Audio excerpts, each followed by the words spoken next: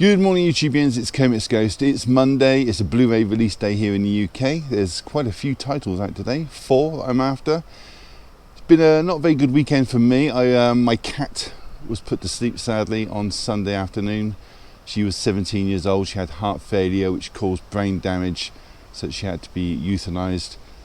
And I thought I'd still put a video up anyway because life has to go on, I'm afraid. So here I am, Monday morning. I'm actually in a cemetery at the moment. This is where they had the plague pits in Brighton. I'll scoot around and show you the area, and then I'll head down to HMV, grab a coffee from somewhere, and then show you everything that gets released today, and then I'll take you back and show you what I picked up. Simple as that. Let's go. Okay, so a little bit of history for you, and this is on the church itself. Now I'm going to go back to the day of the Domesday Book, which was written in 1086. That really was just the first census of its day in the UK. Just a way of the crown to value everybody's land and goods so they could tax you accordingly. Good to see traditions are still alive and well in the UK. Now this church is St. Nicholas's Church, and it's the second church to be built on the very same spot. The original one was valued in the year 1086 for a handsome £12. Couldn't even buy a new Blu-ray for that nowadays, could you? Anyway, the current church, which holds the same name, was constructed on the same plot of land in the 1300s. The city of Brighton was, of course, a lot smaller back then, just a small fishing village called Brighthelmstone, and the townsfolk built this church high on the hill of Dyke Road and Church Street, so the fishermen and their families could see it from the coast and their houses. Okay, so the plague pits itself are not marked in St. Nicholas's Church. They're thought to be to the east of the church itself, and the plague pit dates back to 1348. And the plague, of course, is the Black Death, also known as the bubonic plague, which peaked in Europe between 1347 through to 1351. Is the most fatal of all recorded pandemics in human history, killing a reported 200 million people at an extremely high mortality rate, killing 9 out of 10 affected with the disease. And it came back in 2 different centuries as well, the 1600s and the 1800s.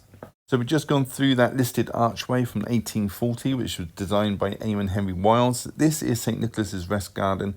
It's a third extension to St. Nicholas's Churchyard, located on the west side of Dyke Road opposite and to the north of the church itself.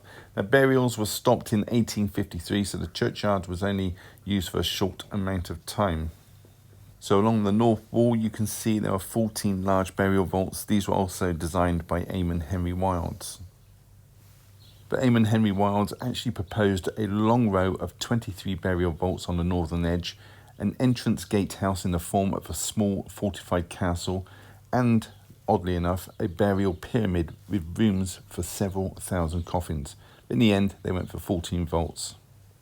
And a few seconds ago, we passed the tomb of Baroness Erskine, who died in 1851, along with her aunt Rachel Bond, and they're buried in a splendid tabletop tomb beneath the tree next to the Tyranny family vault. Well, today only one of the 14 burial vaults has an opening door, and you can see it there, second to last. And today it's used for storing equipment for the cheery band of volunteer gardeners who work to keep this lovely space nice and tidy for all to visit. And you may be interested to know that this rest garden is owned by the vicar of St. Nicholas's Church, so it is in fact a vicar's garden. But the upkeep is down to Brighton and Hove Council. So that's quite enough history for one day. So I'm going to take you into McDonald's now. Nice hot large latte. There it is. Those are Arabica beans. Look at that nice frothy coffee on the top. Not a lot of people around today. It's quite quiet. The weather is on the turn. I think it's going to rain a little bit later today. So here we go, down the escalator. They've got a stall there for dementia research. There's the HMV shop with the poster for Fantastic Beasts. Over, I believe they've moved a few things around in HMV. I was told that the new section was going to be somewhere else, but no, it's in its same place. So over to new and trending this week. Okay, first title, and there's 3 formats this day. Got the Blu-ray, DVD and 4K, all come with a slipcover. It is Fantastic Beasts, The Secrets of Dumbledore, is the Blu-ray priced at $14.99. Next we have the DVD here, priced at $9.99. This is from 2022, it's 142 minutes, has a 12 certificate, it's directed by David Yates. And here is the 4K, priced at $24.99. This one stars Eddie Redmayne, Mads Mikkelsen, Jude Law, Ezra Miller and Alison Sudol. Next, we have another 3-format release of The Lost City from Paramount Pictures. Here's the Blu-ray priced at $14.99. It's from 2022. It's 112 minutes and has a 12 certificate. This is a DVD here at $9.99. They all come with a lovely glossy slip, by the way. It is directed and written by Adam and Aaron Nee and stars Sandra Bullock, Channing Tatum, Daniel Radcliffe and Brad Pitt. It comes with a variety of languages: English, French, Italian, Japanese, Portuguese and Spanish. Here's the 4K price at $24.99. Next is The Phantom of the Open from Entertainment One. This is from 2021. It's 106 minutes, has a 12 certificate. Got the Blu-ray and the DVD here. £14.99 for the Blu-ray, $9.99 for the DVD. It's directed by Craig Roberts and it stars Mark Rylance and Sally Hawkins. Next, we have the animated release of Green Lantern Beware My Power. This is from Warner Brothers from 2022. Has a runtime of 87 minutes. We've got the Blu-ray priced here at $11.99. It's also a DVD available here at $7.99. Has a 15 certificate, this one. It's directed by Jeff Wamister, has the voice talents of Aldous Hodge and Jimmy Simpson. Next, we have a fair few releases from 88 Films. The first one being Hitcher in the Dark. This is the deluxe collector's edition from 1989. Has a runtime of 95 minutes. It's about a young man who has Oedipus complex. This is rated an 18 certificate. I believe it comes with a book. Next is Armour of God, and it is directed and starring Jackie Chan. It's from 1986. One movie, 2 cuts, 97 minutes, and yours for $14.99. Next is Black Cat from 1991. This has a runtime of 96 minutes, carries an 18 certificate. It's directed by Stephen Shin and has a runtime of $14.99. All come in these lovely slips. Another 88 Films now, and it's Knife of Ice. This is from 1972. It's 91 minutes and has a 15 certificate. It stars Carol Baker and Alan Scott, and it's directed by Umberto Lenzi. Yours for $24.99. And here's another 88 Films release of Beware My Brethren. This is also known as The Friend. It's from 1972, has a runtime of 98 minutes, carries a 15 certificate, and it stars Ann Todd and Patrick McGee. This is priced at $14.99. So over to the Criterion section, and we have Summertime from 1955, has a runtime 100 minutes, carries a PG certificate, and this stars Katharine Hepburn about a young girl who dates a handsome but married man whilst vacationing in Venice. Next, we have the sequel to the Ipcris Files. It is Billion Dollar Brain from Final Cut Entertainment. This is from 1967. Has a runtime 108 minutes, has a PG certificate, and stars the one and only Sir Michael Caine, God bless you, sir, and Cole Malden. Yours for $14.99. Next, and a surprising release from Criterion Films, it's Pink Flamingos from 1972. Has a runtime of 92 minutes, carries an 18 certificate, rightly so, and it stars Divine, and it has that infamous dog shit eating scene. So if that's your kind of thing, go for that. $22.99. So behind the counter, they had the Fantastic Beasts Secrets of Dumbledore 4K Steelbook. This is priced at $29.99, same as Amazon. So if you want to get it in person, to make sure it's dent-free, come down to HMV, they've got them behind the counter. Also behind the counter is Release the Spice Collector's Edition. This is from MVM Entertainments from 2018.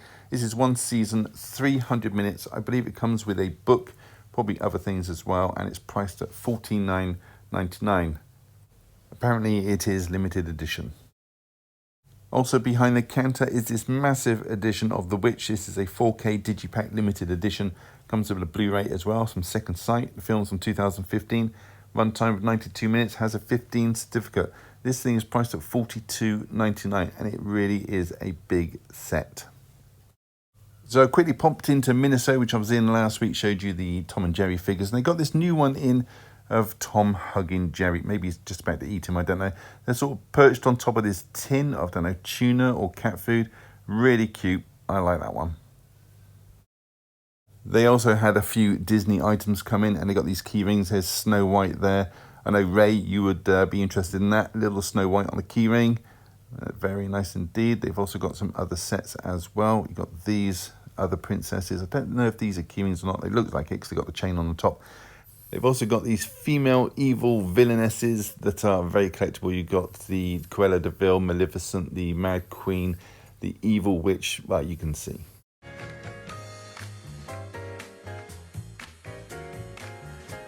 Hey everybody, welcome back. There's 5 titles to show you this week. There's 1 import from Germany and 4 new titles from HMV, so let's crack on with it.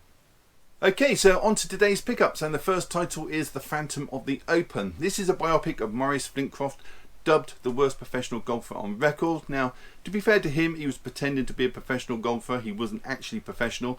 In actual fact, he was so bad they actually changed the rules after the 1976 Open Championship to prevent him from ever entering again.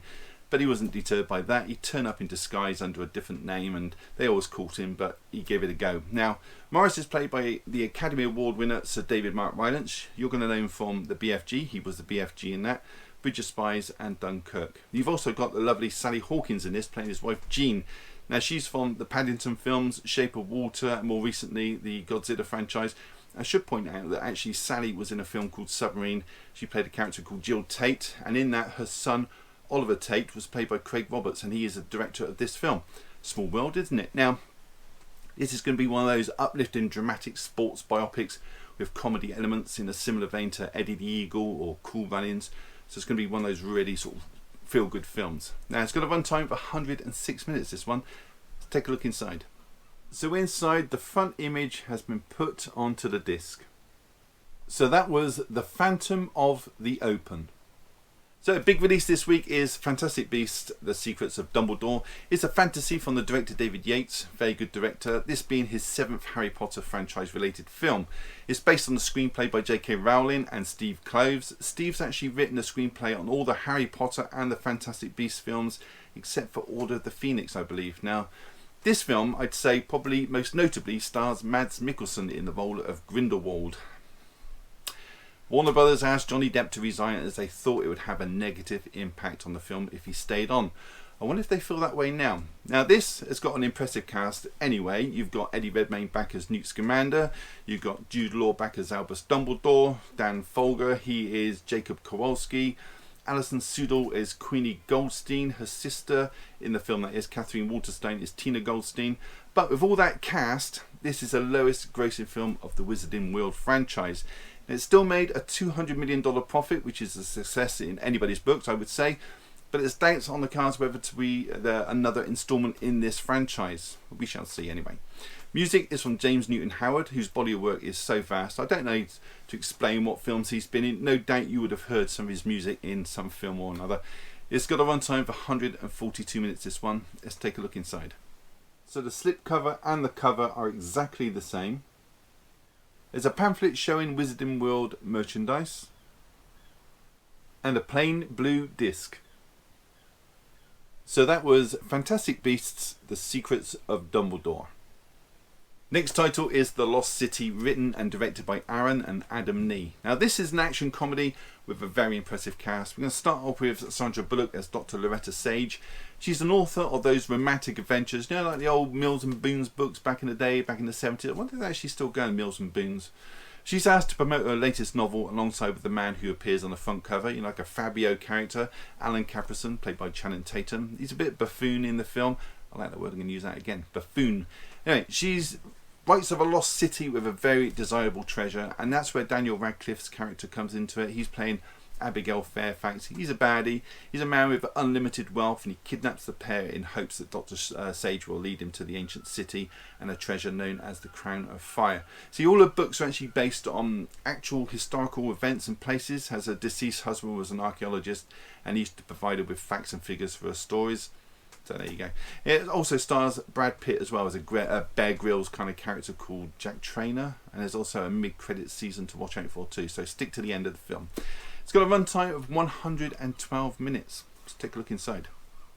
So the slipcover and the cover are exactly the same, and there's just a plain reflective disc. So that was The Lost City. Okay, next one to show you is a German import called Fortress: Hour of Reckoning. This was made last year, and it stars Bruce Willis as a retired US intelligence officer living in the middle of nowhere in a secret, secure retirement village. kind of thing. His son Paul Michaels, played by Jesse Metcalfe, turns up for a visit one day to ask his dad for a favour, but their relationship is a little bit strained, to say the least. Kelly Grayson's in this. She's the facilities director. She's worked with Bruce before in Out of Death, where she played Bruce's niece. You've got Cad Michael Murray in this. He's Frederick Balzari in this. He's the baddie of the film. You know he's baddie because he and his crew are dressed in black. Well, Cad isn't actually, because he's the boss. He's got a little bit of flair. Bruce has worked with him before as well in Survive the Game and Survive the Night. They're not related, those films. This is the first of a trilogy. The first two installments were filmed back to back. Now, I've got to be fair to Bruce in this. He does give a fair amount of dialogue when he's talking to his son, but he does play like a moody, silent type overall in the film. And there is a character called Ken Blaine in this. He's a soldier played by Michael Cero, and my God, does he make the most of his screen time, but not in a good way. Very, very hammy indeed. So at the retirement village facility, there's a central hub known as the Fortress. That's where the title comes from. It's like a panic room, but I won't say any more than that. It's a good and it's a bad film. There's a few actors in this that can't act for toffee. Story is fun though, nonetheless, and the picture quality in this is absolutely stunning. It's got a runtime of 1 hour 38 minutes. Take a look inside. So the front image has been put onto the disc. So that was Fortress, Hour of Reckoning. So next and last is The Burning Sea. This has got an alternate title called The North Sea. Now I'm not going to butcher the people's names in this film, but I will say it's directed by John Andreas Anderson, who's worked on a couple of disaster films before. He worked on The Quake and he's also worked on The Wave. The film is set in the North Sea. That's where the alternate title comes from. Now in case you don't know where the North Sea is, it's to the east of mainland England and Scotland. It's a stretch of water between Great Britain, Norway, Germany, Denmark, Belgium, Sweden and France. It's a rough sea, frequently drilled for gas and oil, and let's not get into the fishing rights.